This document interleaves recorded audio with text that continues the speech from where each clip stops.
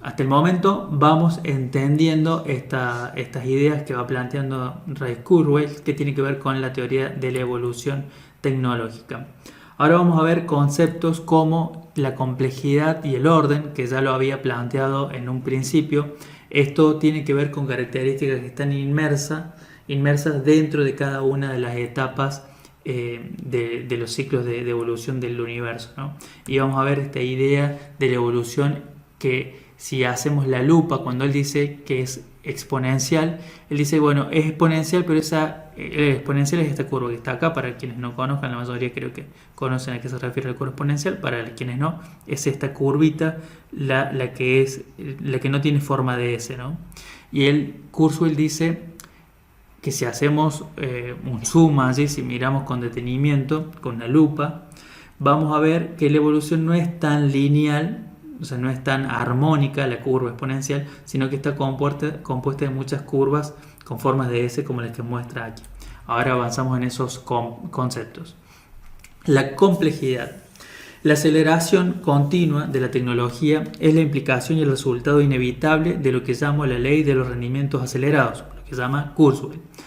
Un concepto de complejidad es la cantidad mínima de información requerida para representar un proceso. Es decir, la complejidad es la cantidad mínima de información que se requiere para representar un proceso. Esa es la complejidad mínima, sería. La evolución del ADN permitió organismos más complejos, cuyos procesos de información biológica podrían ser controlados por el almacenamiento flexible de datos de la molécula de ADN.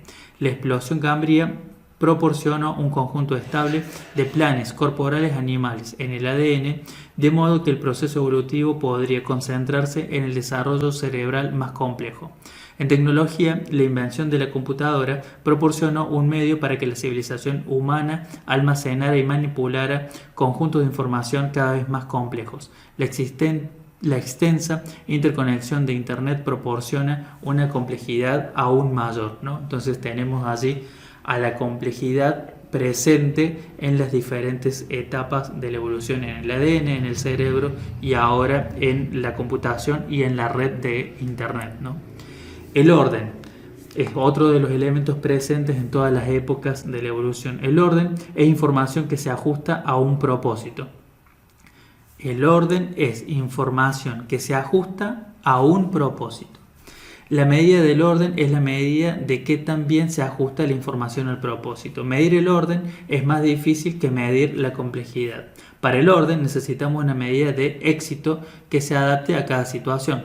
Cuando creamos algoritmos evolutivos, el programador necesita proporcionar tal medida de éxito llamada función de utilidad. En el proceso evolutivo del desarrollo tecnológico podríamos asignar una medida de éxito económico.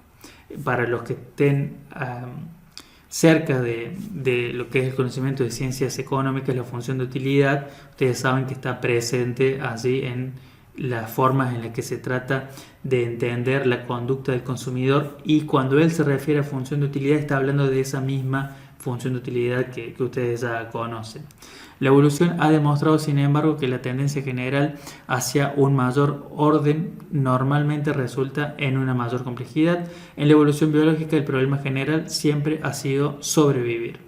La evolución aumenta el orden, lo que puede no aumentar la complejidad, pero generalmente lo hace. Una razón principal por la cual la evolución de formas de vida o de inteligencia se acelera es que se basa en su propio orden creciente, con medios cada vez más sofisticados de registrar y manipular la información. El ciclo de la vida de un paradigma. Acá llegamos a las S que veíamos que componen la curva exponencial. Dice que hay fases, está la fase del crecimiento lento, la fase del crecimiento rápido y una fase de nivelación a medida que madura el paradigma particular. Miren, él dice que vamos creciendo cuando tenemos un nuevo paradigma, piensen en una nueva tecnología, o sea, al principio avanzamos lentamente, supongamos que ahora estamos, por ejemplo, en la época donde se están desarrollando los autos eléctricos.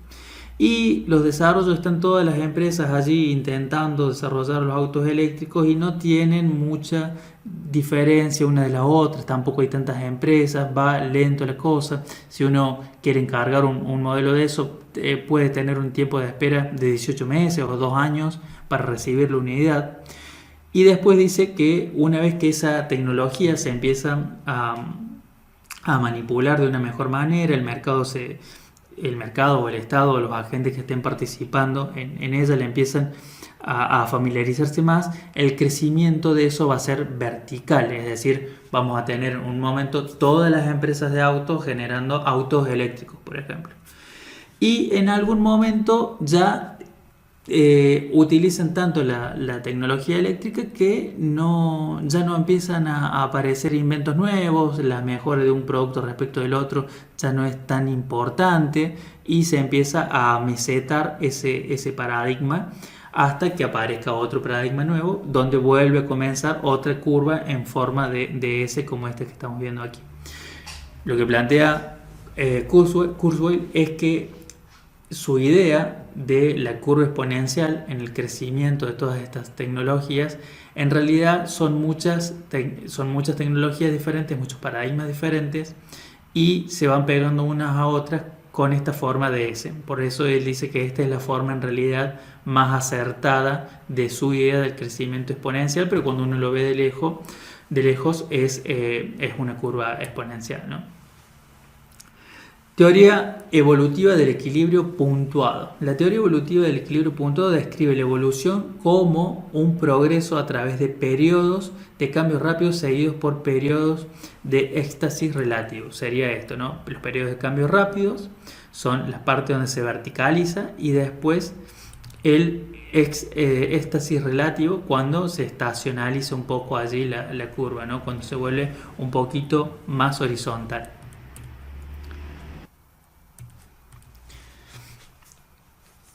Este gráfico que mostramos aquí tiene que ver con la capacidad del poder de computación de las máquinas, ¿no?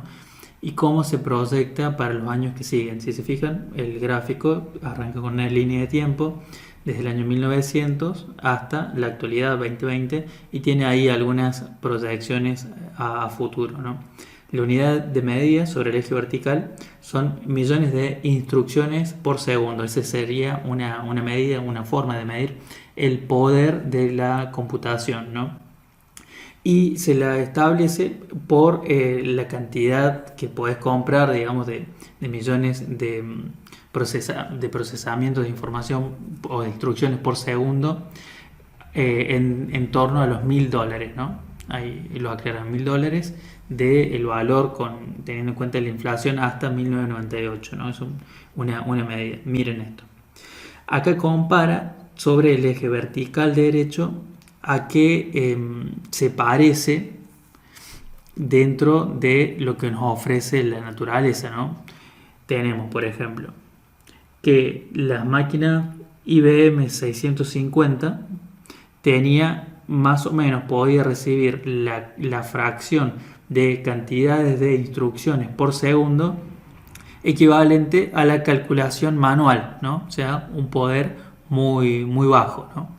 Fíjense, recién hacia acá, hacia la IBM 7000, ya tenía el poder de cómputo de instrucciones por segundo de una bacteria, ¿no?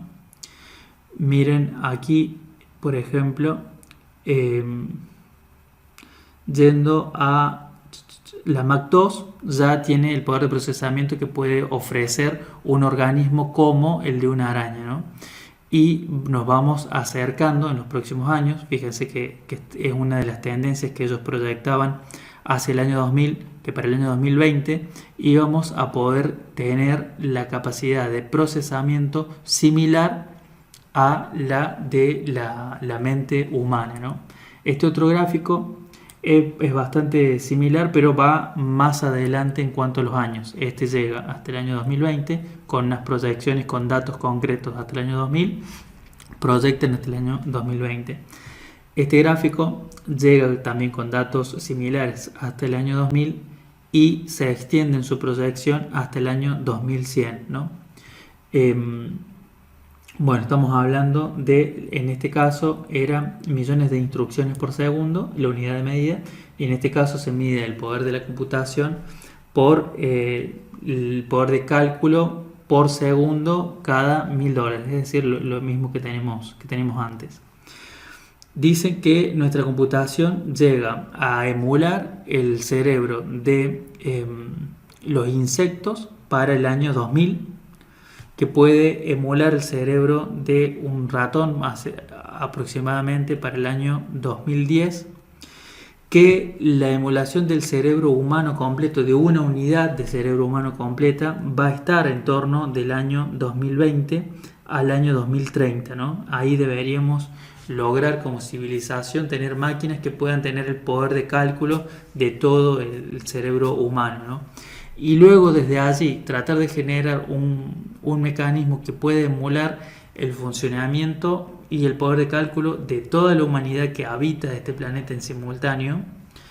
Va a suceder, según esta proyección, ¿no? Según teniendo en cuenta esta curva creciente, entre el año 2060, cerca del año 2060, ¿no? Ray Kurzweil dice ahí, me puedo equivocar con la predicción, pero no va a pasar del año 2100, ¿no? Por eso este gráfico. Y es allí donde estamos entrando entre este momento, acá en el 2030, 2040 y el 2060, pero se puede correr a 2050, 2100, a comenzar a hacer esta mezcla entre el cerebro humano y el poder de la inteligencia artificial, ¿no? Seguimos, dice, las ideas de los autómatas celulares de Wolfram y Fredkin. El físico matemático Stephen Wolfram proporciona una amplia evidencia para mostrar cómo la creciente complejidad puede originarse a partir de un universo que es en esencia un sistema algorítmico determinista, un sistema basado en reglas fijas con resultados predeterminados. En su libro, Un nuevo tipo de ciencia, Wolfram ofrece un análisis exhaustivo de cómo los procesos subyacentes a una construcción matemática llamada un autómata celular tiene el potencial de describir todos los niveles de nuestro mundo natural. Fredkin cree que el universo es literalmente una computadora y que alguien o algo lo está utilizando para resolver un problema. Suena como una broma de buenas y malas noticias. La buena noticia es que nuestras vidas tienen un propósito. La noticia básica es que su propósito es ayudar a algún pirata informático remoto a estimar el número pi en 9.000 millones de decimales, ¿no? Son ideas de estas dos personas que respecto de la evolución del universo y hacia dónde va, ¿no? Son comentarios que me parecieron interesantes incluir. Dice además la idea de que un proceso completamente determinista puede producir resultados que son completamente impredecibles y de gran importancia, ya que proporciona una explicación de cómo el mundo puede ser inherentemente impredecible y al mismo tiempo estar basado en reglas completamente deterministas. Si bien esta pregunta, ¿podemos desarrollar la inteligencia artificial a partir de reglas simples? ¿No? Por lo que vemos acá, de lo que dice Wolfram, parece que sí. Entonces, ¿cómo pasamos de estos patrones interesantes pero limitados a los de los insectos o los interludios de Chopin? Un concepto que debemos tener en cuenta es el del conflicto, es decir, evolución. Si agregamos otro concepto simple, un algoritmo evolutivo, al de los autómatas celulares simples de Wolfram, comenzamos a obtener resultados mucho más emocionantes e inteligentes. Wolfram dice que los autómatas de clase 4 o un algoritmo evolutivo son computacionalmente equivalentes, pero esto es cierto solo en lo que considero el nivel de hardware. A nivel de software, los otros patrones producidos son claramente diferentes y de diferente orden de complejidad y utilidad. Empieza a explicar un poco más lo que considera el eje de la curva exponencial, que es la ley de los rendimientos acelerados. La ley de los rendimientos acelerados es fundamentalmente una teoría económica, como lo planteamos hace un rato. La teoría y la política económica contemporánea se basan en modelos obsoletos que enfatizan los costos de energía, los precios de las materias primas y la inversión de capital en plantas y equipos como factores impulsores clave. Mientras que en gran medida pasa por alto la capacidad computacional, la memoria y el ancho de banda y el tamaño de la tecnología, la propiedad intelectual, el conocimiento y otros componentes cada vez más vitales y en aumento que impulsan la economía. Lo que dice es cierto, digamos. El imperativo económico de un mercado competitivo es la fuerza principal que impulsa la tecnología y alimenta la ley de los rendimientos acelerados. A su vez, la ley de los retornos acelerados está transformando las relaciones económicas. El impacto económico es el equivalente a la supervivencia en la evolución biológica. Pasarán un par de décadas más antes de que el conocimiento domine la economía, pero representará una transformación profunda cuando suceda. Acá hay un punto que no aborda Kurzweil, pero se los comento. El eje de la economía no es de la ley de los rendimientos acelerados, es de la ley de los rendimientos decrecientes, ¿no? Que por poner un ejemplo sencillo, ustedes imaginen que tienen un campo, ese es el capital que tienen, ¿no? Un campo, supongamos, de 1 hectárea, ¿no? Y ponen una persona a trabajar en ese campo, entonces tiene una cantidad de producción, una cantidad de cosecha que puede realizar, y seguramente le falte parte del campo por cubrir porque no alcanzan sus horas del día para lograr producir la totalidad del campo, ¿no? Cuando uno agrega un segundo elemento de trabajo, una segunda persona, puede, por ejemplo, estar llegando a hacer producir el total del campo, el total del capital que tiene. Pero cuando agrega ya una tercera persona, cada una de las 3 personas produce menos que cuando eran 2, porque el campo les queda chico, ¿no? Esa ley está presente, se llama ley de los rendimientos decrecientes, está presente en todos los modelos que utilizan los economistas.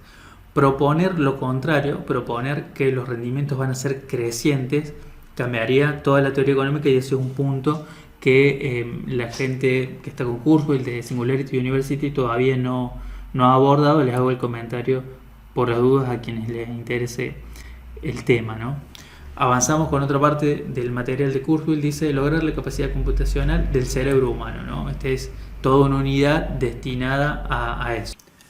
Muy bien, seguimos avanzando en nuestro estudio sobre la propuesta de Kurzweil y sobre todo lo que él ha revisado y sintetizado del avance y la dirección, sobre todo, de la tecnología en la actualidad, ¿no? Lo que sigue de aquí en adelante tiene que ver con especificar el estado actual de la